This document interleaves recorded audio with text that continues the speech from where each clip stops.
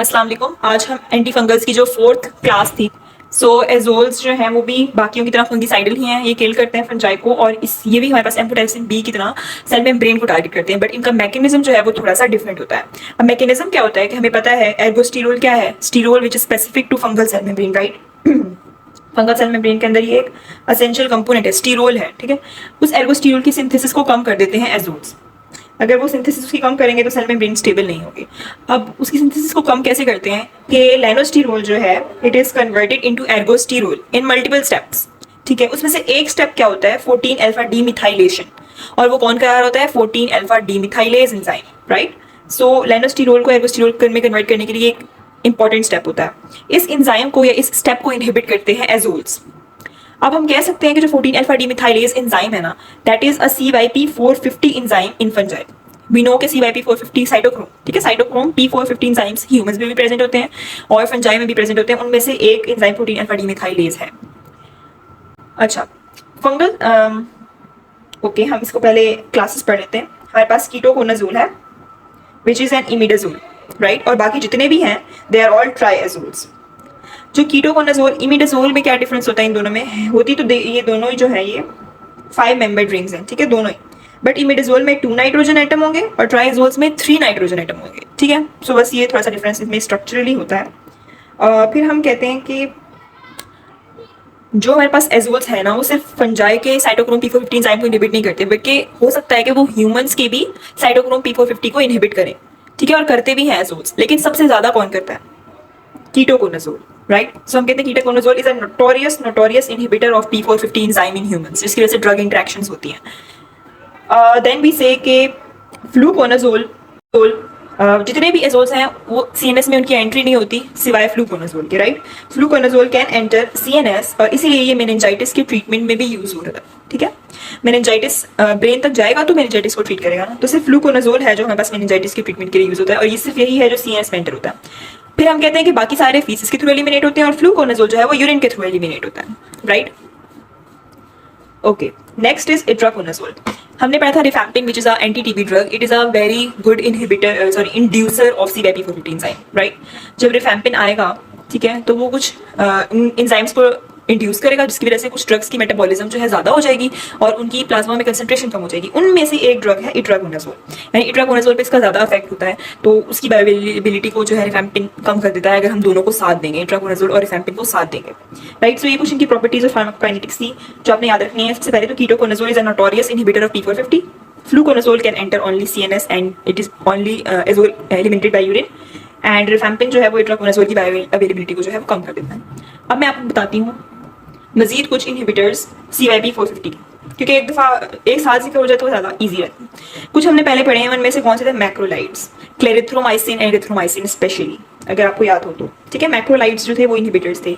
अब हमने क्या पढ़ लिया, एजोल एंटी फंगल्स और ऑल्सो द इनहिबिटर्स, राइट। ये दो अपने याद रखें। देन वी से कि ग्रेप फ्रूट जूस, एंड एक आपने बहुत जगह सुना होगा cimetidine, right. Cimetidine is also a CYP450 inhibitor. और आखिरी जो है वो है HIV protease inhibitors. These are some important जो आपको याद होने चाहिए। और inducers just like rifampin, phenytoin, phenobarbital and carbamazepine, ठीक है, ये 4 इंड्यूसर्स होते हैं।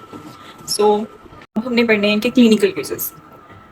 कीटोकोनाजोल आपको याद होगा, it is an notorious inhibitor of CYP450, जिसका मतलब क्या है कि it is very toxic drug, ठीक है। तो हम इसको यूज नहीं करेंगे तब तक अगर हमें मतलब बाकी एंटी फंगल से कोई इफेक्ट नहीं आ रहा, तो फिर हम हो सकते हैं कीटोकोनाजोल को यूज करें। तो इसलिए हम इसे सेकंड लाइन के तौर पर जो है वो रिजर्व करके रखते हैं, सिर्फ फर्स्ट लाइन के तौर पर यूज नहीं किया जाता। कौन से कुछ ड्रग्स हैं जिनमें कुछ मतलब ऑर्गेनिजम्स हैं जिनमें सेकंड लाइन यूज हो सकती है, blastomycosis and histoplasma, as we studied डियोसिन के लिए एम्फोटेरिसिन B होती है, chromomycosis and coccidioidomycosis, right. Coccidioidomycosis is caused by coccidioides, right. Coccidioides जो है वो कॉज करता है इसको। और इसके लिए हमारे पास DOC कौन सी होती है, फ्लूकोनाजोल, राइट। सो कीटोकोनाजोल हमने के लिए इसकी टॉक्सिसिटी बहुत ज़्यादा होती है, तो इसकी लिमिटेड यूजेज होती है। अब फ्लूकोनाजोल जो है it is a drug of choice for candida and coccidioides, right. अब कैंडिडा के लिए हमने पढ़ा था DOC एम्फोटेरिसिन B भी होती है, राइट। सो इन कुछ ऐसे हमारे पास आगे आएंगे जिनके लिए DOC एक से ज़्यादा है, लाइक एम्फोटेरिसिन बी के साथ साथ फ्लूकोनाजोल हो गया कैंडिडा में। अब हम कहते हैं ये इसोफेजियल और विजाइनल कैंडिडा दोनों को ट्रीट करता है, और जो विजाइनल कैंडिडा है उसके लिए फ्लूकोनाजोल की एक सिंगल डोज ही काफ़ी होती है। देन वी से कि ये हमारे पास cryptococcal meningitis, as I said कि fluconazole is the only one among the azoles जो कि सीएनएस में एंटर हो सकती है, so that's why it is used in the treatment of meningitis. और कौन सा ऑर्गेनिज्म था जो मेनिंजाइटिस मोस्ट कॉमनली कॉज कर रहा था? That was cryptococcal meningitis. ठीक है, इसके लिए आपको याद होगा हम एम्फोटेरिसिन बी प्लस 5-फ्लोरोसाइटोसिन देते होते हैं, उनका कॉम्बिनेशन देते होते हैं। ठीक है, और ये फ्लूकोनाजोल की जो है उसके ट्रीटमेंट के लिए भी और प्रोफाइलैक्सिस के लिए भी यूज हो रही है। So fluconazole is a very important drug as you C.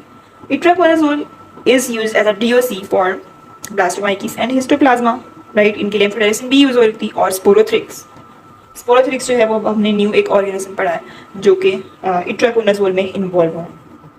Alternative किसके लिए यूज हो रही है? ये cryptococcal meningitis, aspergillus and coccidioides, right.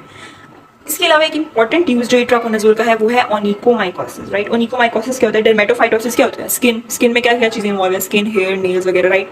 Onychomycosis कहते हैं नेल्स के अंदर फंगस अगर लग जाए, स्पेशली टो नेल्स के अंदर, उससे क्या होता है? ब्लैकनिंग हो जाती है, ठीक है, डिस्कलरेशन हो जाती है, पेन होता है और नेल्स जो है वो ब्रिटल हो जाते हैं। सो उसमें हम ओनिकोमाइकोसिस में ना 3 ड्रग्स पढ़ेंगे, एक इट्राकोनाजोल है और दूसरी जो है वो ग्रीजियोफुल्विन एंड टर्बीनाफिन है। अब हम आगे उसको पढ़ेंगे कौन सी ड्रग जो है वो डीओसी के तौर पर यूज होती है, बट ये तीनों वाइडली यूज होती हैं। Okay, next is voriconazole. Voriconazole is similar to itraconazole, but इसका स्पेक्ट्रम थोड़ा सा वाइडर होता है। कैसे? क्योंकि ये डीओसी है या ड्रग ऑफ चॉइस है फॉर इन्वेसिव एस्परगिलोसिस। एस्परगिलोसिस के लिए amphotericin B was also the DOC, लेकिन कुछ अकाउंट्स कहते हैं कि voriconazole is even more effective than amphotericin B for aspergillosis. ठीक है, तो एस्परगिलोसिस में हमने 2 डीओसीज पढ़ी हैं, एम्फोटेरिसिन बी और voriconazole, and voriconazole is more efficient as compare to amphotericin B, right. So ये एक ही आपने डीओसी याद रखिए। अल्टरनेटिव ये कैंडिडा के लिए यूज होता है। कैंडिडा में कैंडिडीमिया कहते हैं ब्लड में अगर कैंडिडा चला जाए, और एड्स पेशेंट में वी नो इम्यूनिटी सप्रेस हुई होती है तो कैंडिडियासिस के चांसेस ज़्यादा होते हैं, स्पेशली जो इसोफेजियल टाइप है, स्टोमेटाइटिस यानी माउथ, ठीक है, लाइक जो ओरोफेरेंजियल टाइप है ना, वो ज़्यादा कॉमन होती है, उसके ज़्यादा चांसेस होते हैं, तो ये उसको ट्रीट करने के लिए अल्टरनेटिव के तौर पर यूज़ होती है। Next is posaconazole. Okay, so posaconazole and isavuconazole both have the broadest spectrum among all the triazoles. ठीक है, जो पोसाकोनाजोल है इसका सबसे ज़्यादा स्पेक्ट्रम होता है। अच्छा, ये किसी के लिए फर्स्ट लाइन तो नहीं है, लेकिन ये कवर बहुत सारे डिफरेंट ऑर्गेनिजम्स को कर रही होती है, लाइक कैंडिडा, एस्परगिलोसिस, म्यूकर, और डिफरेंट जितने भी फंगल बहुत सारे जो फंगल स्ट्रेन्स होते हैं उनको कवर करी होती है। कब? हम कहते हैं प्रोफाइलिक्सिस में देते होते हैं अक्सर, जब कैंसर कीमोथेरेपी में वीनो इम्यूनिटी सप्रेस होती है तो उसमें फंगल इन्फेक्शंस के चांसेस बढ़ जाते हैं, तो उसमें जितने भी फंगल इन्फेक्शंस होते हैं उसको प्रिवेंट करने के लिए हम क्या देते होते हैं? पोसाकोनाजोल देते हैं। इसके अलावा इन्वेसिव एस्परगिलोसिस का सैल्वेज थेरेपी का बस सिंपल यही मतलब है कि जो फर्स्ट लाइन ट्रीटमेंट काम ना कर रहा हो या उसके खिलाफ कोई रिएक्शन शो हो गया हो तो हम पेशेंट को किसी और रास्ते के थ्रू ट्रीट करते हैं। It just means second line, so it is just an alternative in all these cases, and especially cancer chemotherapy बस आप ये याद रखना कि इसमें ही जो है ये यूज होता है और इससे ज़्यादा स्पेक्ट्रम होता है, और ये फर्स्ट लाइन किसी के लिए भी यूज नहीं हो रही। Isavuconazole is similar to posaconazole and it is even better tolerated than posaconazole. So these were the clinical uses of all the triazoles. हमें इसकी टॉक्सिसिटी देखनी है, just like other antibiotics it causes vomiting, diarrhea, rash and hepatotoxicity. Ketoconazole हमने पढ़ा था कि notorious inhibitor of CYP450, although other azo antifungals भी act करते हैं बट ये ज़्यादा अफेक्ट करता है। और अगर ये CYP450 को इनहिबिट करेगा तो उसी वजह से क्या होगा? ड्रग इंटरेक्शंस होंगी, लाइक ये कुछ उसको इनहिबिट कर रहा है तो इससे जो ड्रग्स मेटाबोलाइज हो रहे होंगे उनकी प्लाज्मा में कंसंट्रेशन ज़्यादा हो जाएगी, ठीक है, तो बायोअवेलेबिलिटी जो है वो बढ़ा देगा उन ड्रग्स की। एक तो ड्रग इंट्रैक्शन होगी, दूसरा हम कह रहे हैं कि हमने पढ़ा था ना कि ये लेनोस्टिरोल पे एक्ट कर रहे होते हैं एजोल्स, लेनोस्टिरोल से जो है बनने नहीं दे रहे होते, ठीक है, उसकी आगे से मेटाबॉलिज्म को रोक रहे होते हैं, तो उसी लेनोस्टिरोल से ना हमारे पास स्टीरॉइड्स बनते हैं एड्रीनल ग्लैंड्स में भी, और गोनेडल स्टीरॉइड्स लाइक टेस्टोस्टेरोन हो गया, ठीक है, जो गोनेडल स्टीरॉइड्स हार्मोन्स वगैरह हैं ये सारे हमारे पास लेनोस्टिरोल से बन रहे होते हैं, तो उसकी सिंथेसिस को ये इंटरफेयर कर रहा है जिसकी वजह से वो स्टीरॉइड हार्मोन्स कम हो जाएंगे और जिसकी वजह से गायनेकोमेस्टिया, मेंस्ट्रुअल इरेगुलरिटीज, ठीक है, इनफर्टिलिटी होगी और लिबिडो वगैरह जो है हो गए।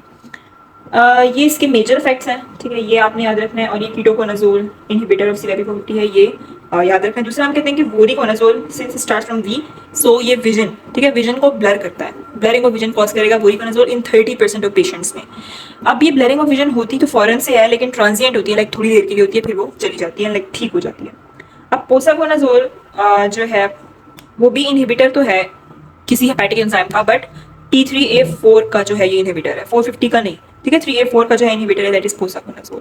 So it was it for today. Thank you for watching.